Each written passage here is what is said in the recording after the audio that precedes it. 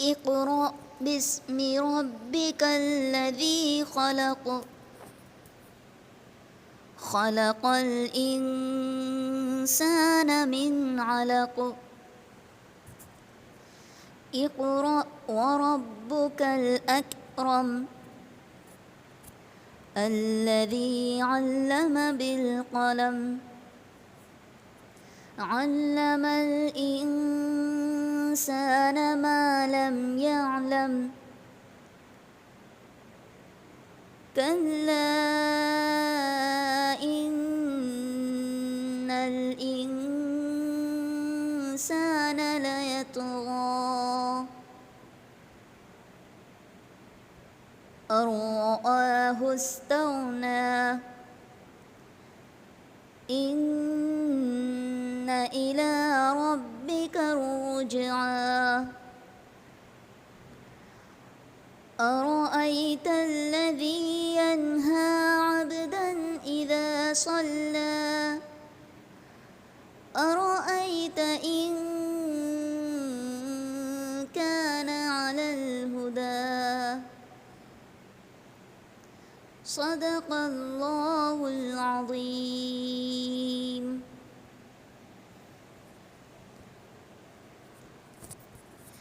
عزیز طلباء و طالبات، السلام علیکم ورحمۃ اللہ وبرکاتہ۔ تو گزشتہ پیریڈ میں ہم نے آپ کو اردو زبان کی تاریخ اور اس کے آغاز کے بارے میں کچھ اہم اور ضروری باتیں بتائی تھیں، تو مجھے امید ہے کہ آپ سبھی طلباء و طالبات نے اس گزشتہ پیریڈ کو بہت ہی اچھی طرح سے سمجھا ہوگا اور کچھ سیکھا ہوگا اور اچھی طرح سے اس کو ذہن نشین بھی کر لیا ہوگا۔ تو آج ہم آپ کو اردو قواعد اور صرف و نحو سے متعلق چند ضروری نکات اور اس سے متعلق کچھ اہم باتیں بتائیں گے۔ تو اردو قواعد اور گرامر سے متعلق جب بھی ہم کوئی تذکرہ کرتے ہیں تو سب سے پہلے اردو زبان و ادب کے عظیم محسن حضرت بابائے اردو کا تصور اور ان کے ادبی خدمات ہمارے ذہن میں ایک دم تازہ ہو جاتے ہیں۔ تو بابائے اردو کے بارے میں آپ کو بتا دوں کہ ان کا اصل نام جو تھا وہ عبدالحق تھا، اور دہلی کے قریب میں ہاپوڑ نام کے ایک تاریخی قصبے میں آپ کی پیدائش ہوئی، اور پوری زندگی انہوں نے اردو زبان و ادب کی خدمات کرتے ہوئے گزار دی۔ تو یہ اردو قواعد اور گرامر انہی کی ہی دین ہے۔ اردو زبان و ادب کی عظیم خدمت کی وجہ سے برّ صغیر ہند پاک کے علاوہ پوری دنیا کے اردو ادب کے مفکرین انہوں نے آپ کو بابائے اردو جیسے عظیم خطاب سے نوازا، اور آج پوری دنیا کے اردو زبان و ادب کے ماہرین مرحوم عبدالحق رحمۃ اللہ علیہ کو بابائے اردو کے نام سے جانتے ہیں۔ تو اکثر لوگ تو ان کے اصل نام سے بھی واقف نہیں ہوتے، کیونکہ لوگ ان کو بابائے اردو کے نام سے ہی جانتے ہیں۔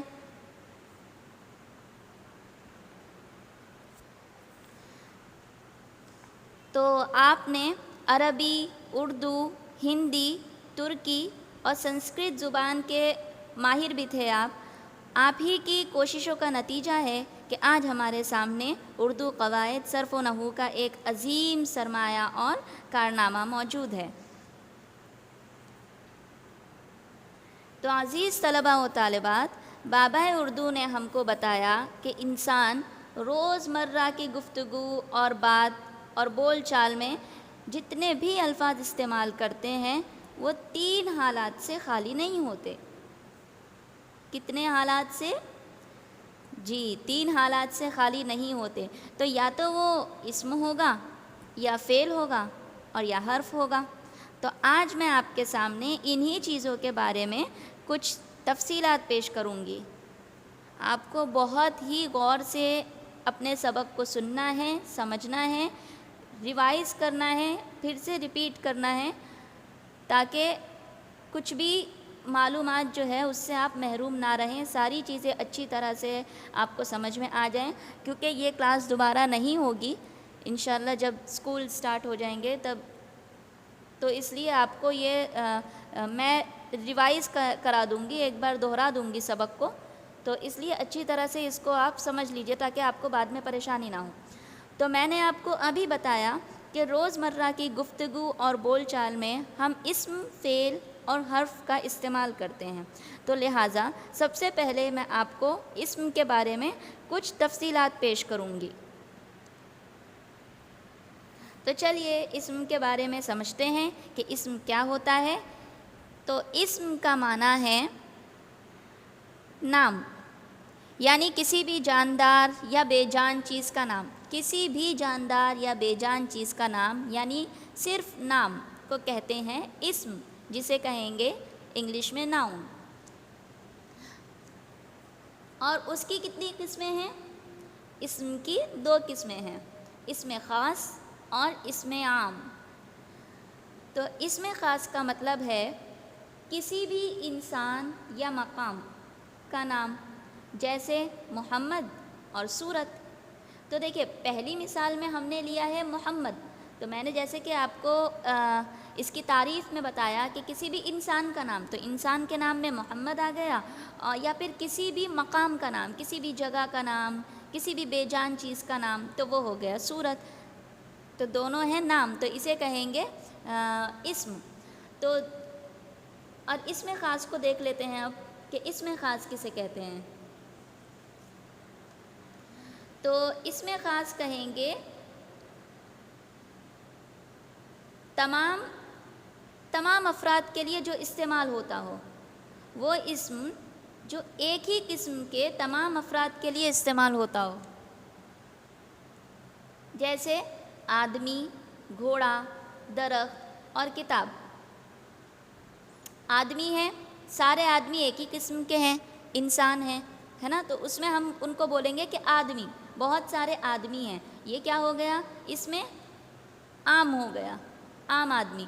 اور اگر میں کہوں گی کہ بہت سارے آدمی تھے لیکن ان میں میری ملاقات شاہد سے ہوئی، ہے نا، تو یہ شاہد جو ہو گیا وہ اس میں خاص ہو گیا۔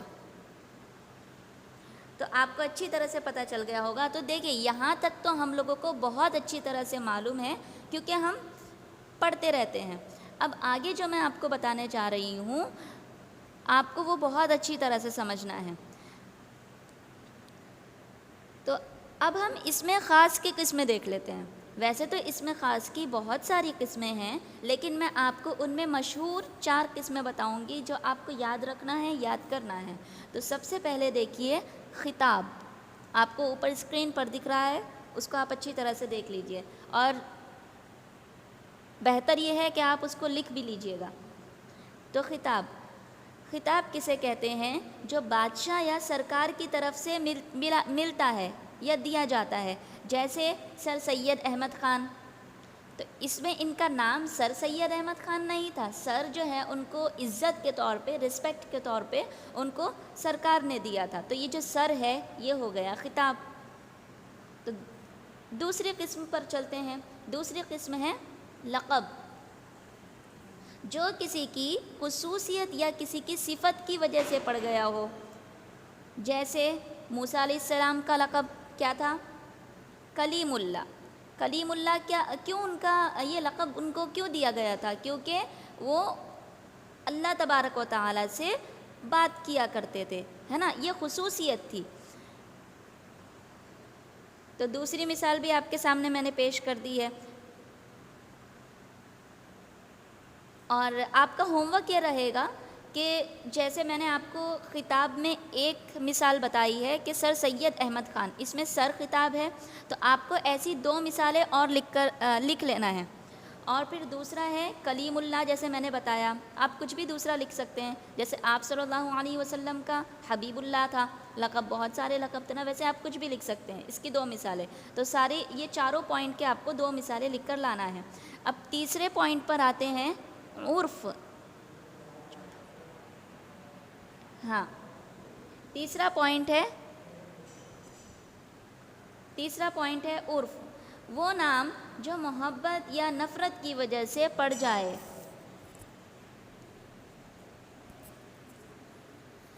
جیسے ہم دیکھتے ہیں ہمارے محلے میں کسی کو بھی ہم بول دیتے ہیں، مطلب کوئی ایک بہت جو سمجھدار ہوں یا پھر جو بھی ہو، گاؤں میں اکثر آپ لوگ دیکھتے ہیں کہ ہم بولیں گے کسی کو بابو بھائی بلاتے ہیں، گجرات میں ہیں تو گجرات میں کسی کو موٹا بھائی بلاتے ہیں، ہے نا، وہ ایک رسپیکٹ کی وجہ سے، یعنی بڑے بھائی، تو وہ ایک عزت کی وجہ سے ان کو یا محبت کی وجہ سے ان کا ایک نام ان کا پڑ جاتا ہے۔ اور پھر جیسے کہ ہم کسی کو نفرت کی وجہ سے بولیں گے کہ نہیں وہ تو بہت بڑا ڈان ہے، جیسے ہم نے سنا ہوگا، تو یہ اس کی عرف کی مثال ہے۔ اب چوتھی مثال پر چلتے ہیں۔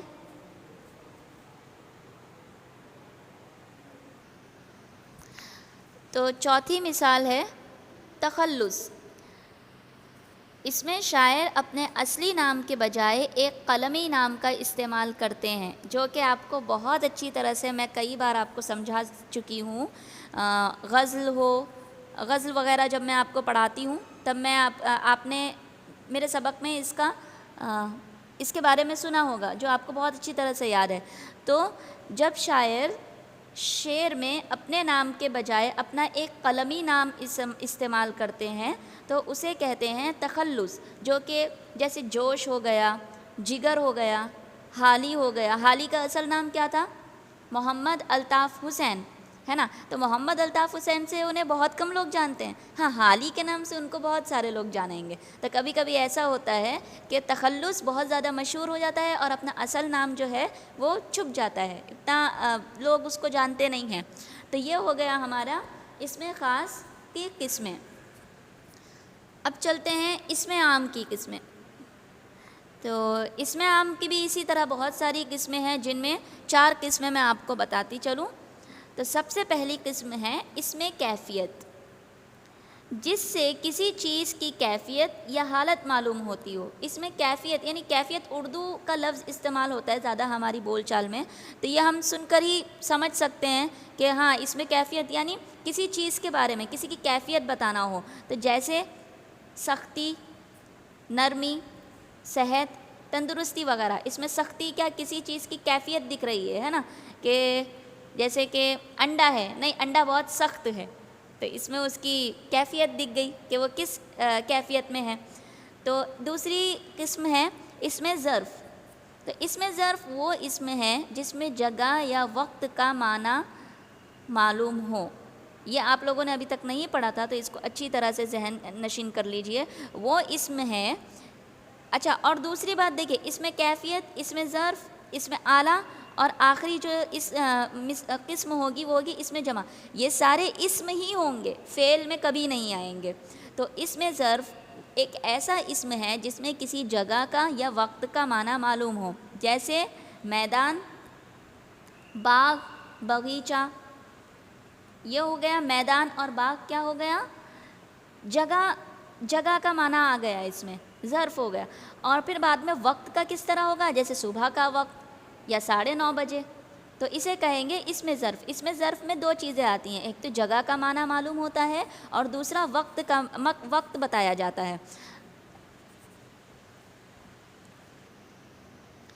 اب دیکھیں گے اس میں آلہ، تو وہ اسم ہے جس سے کوئی اوزار یا ہتھیار یا کام کرنے کی چیز معلوم ہو، جیسے چاقو، تلوار وغیرہ۔ آلہ، دیکھیں آلہ اردو لفظ ہی ہے، تو آلہ سے ہی ہم کو سمجھ جانا ہے کہ ہاں آلہ یعنی کسی چیز جس سے کچھ کام ہوتا ہو، ہے نا، یا تو وہ چاقو ہوگا یا تلوار ہوگا یا ایسی کوئی بھی چیز ہوگی، تو اسے کہیں گے اس میں آلہ۔ اور آخری قسم ہے اس میں جمع۔ تو اس میں جمع اس اسم کو کہتے ہیں جو دکھنے میں تو واحد معلوم ہو لیکن اس کے افراد بہت زیادہ ہو، جیسے جماعت، ہے نا، جماعت کلاس روم ہو گیا، تو اس میں کیا ہوا؟ جماعت میں جماعت ہے، دکھنے میں تو ایک ہی لفظ ہے لیکن اس میں جماعت میں کتنے بھی بچے ہو سکتے ہیں، ایک سے زیادہ، 2 ہو سکتے ہیں، تو جماعت ہو گیا۔ اور دوسری مثال فوج دکھنے میں ایک ہی لفظ ہے، لیکن اس میں کتنے بھی لوگ ہو سکتے ہیں، 10 کی تو فوج نہیں ہوتی ہے، 1000 ہو سکتے ہیں، 2000 ہو سکتے ہیں، 1,00,000 ہو سکتے ہیں، ہے نا. تو ایک سے زیادہ جتنے لوگ اس میں ہوں اسے کہیں گے اس میں جمع. اسی طرح ہو گیا ممبران، ہے نا. تو ایک کمیٹی ہوتی ہے، جیسے ہو گیا کمیٹی، ممبران. تو اس میں بہت سارے ممبران ہوں گے، ایک سے زیادہ ہو سکتے ہیں، 2 بھی ہو سکتے ہیں، 3 بھی ہو سکتے ہیں، 4 بھی ہو سکتے ہیں. جس طرح آپ کو جمع کا لفظ نام سنتے ہی آپ کے سمجھ میں آ جاتا ہے کہ ہاں جمع یعنی ایک سے زیادہ چیزیں مل کر جو بنتا ہے وہ، اسی طرح یہ سب ہے. تو دیکھ لیتے ہیں آج ہم نے کیا پڑھا. اسم کی تعریف پڑھی، اور دوسرا اس کی قسمیں پڑھی. تو اسم کی قسمیں 2 ہیں، اسم عام، اسم خاص. اور اسی طرح اسم خاص کی 4 مشہور قسمیں ہم نے پڑھی ہیں: خطاب، لقب، عرف اور تخلص. اور اسم عام کی بھی ہم نے 4 مشہور قسمیں پڑھی ہیں: اسم کیفیت، اسم ظرف، اسم اعلیٰ اور آخری قسم اسم جمع. تو آئندہ کل انشاءاللہ جبھی بھی پیریڈ ہوگا اس کا، آپ کو اچھی طرح سے اس کو ذہن نشین کر کے آنا ہے. میں سوالات آپ سے پوچھوں گی انشاءاللہ. تو السلام علیکم ورحمۃ اللہ وبرکاتہ.